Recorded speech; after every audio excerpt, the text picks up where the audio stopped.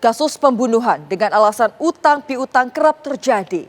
Pelaku berpikir dengan membunuh Muhammad Muhdor masalah dapat selesai. Namun kenyataan yang terjadi sebaliknya. Kejahatan ini bukan kejahatan biasa karena menyangkut kepercayaan. Inilah serial tabir menagih utang nyawa melayang, kepercayaan yang dibalas kejahatan.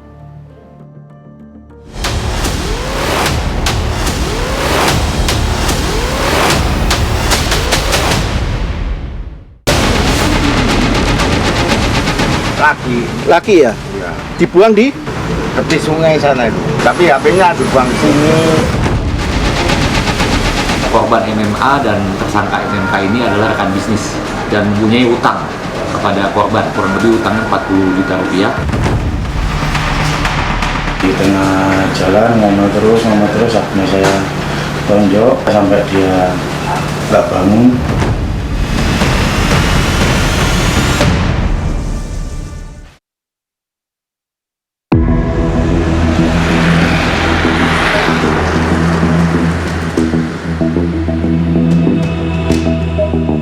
Kasus pembunuhan dengan alasan utang piutang seperti yang terjadi di Sidoarjo, Jawa Timur kerap terjadi.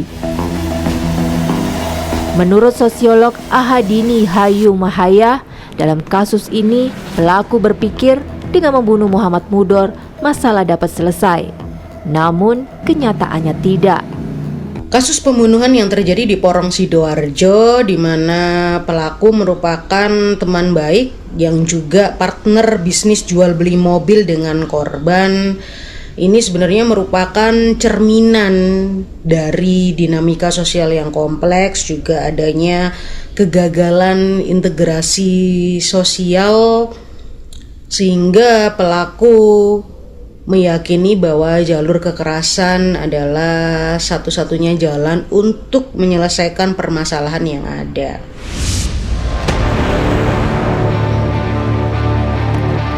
Dalam ilmu sosiologi, menurut Andini, tindakan kriminal pelaku dapat dilihat dari lingkungannya.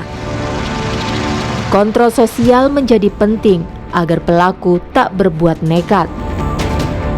Sebenarnya di dalam kacamata sosiologis, tindakan kriminal itu dapat dipelajari bisa dengan bagaimana kita mempelajari interaksi sosialnya, bagaimana lingkungannya, bagaimana juga kegagalan kontrol sosialnya, sehingga itulah yang menjadi pendorong ia berbuat nekat dengan melakukan kekerasan yang berujung pada pembunuhan.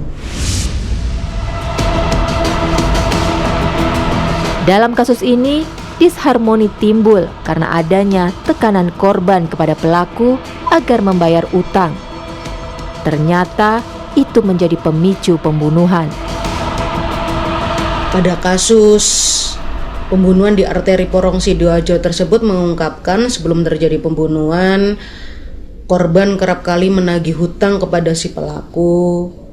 Pelaku juga merasa terancam karena akan hendak dilaporkan kepada polisi, sehingga karena hal itulah kemudian timbul keadaan disharmonis antara keduanya, yakni pelaku dan korban.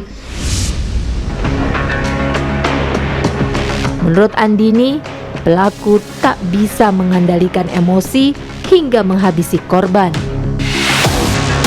Kasus kriminal ini bukanlah kasus biasa karena sudah mempermainkan kepercayaan orang lain. Kasus kriminal seperti ini menjadi bukan lagi kasus yang biasa, karena pastinya kasus seperti ini adalah juga melanggar norma sosial fundamental yang dilatar belakangi ataupun didasarkan atas pengkhianatan kepercayaan, pengkhianatan persahabatan, pertemanan. Andini mengatakan jika kasus seperti ini biasanya terjadi karena kurangnya integritas pada seorang individu. Jika pelaku di lingkungan yang positif, pembunuhan dapat dihindari.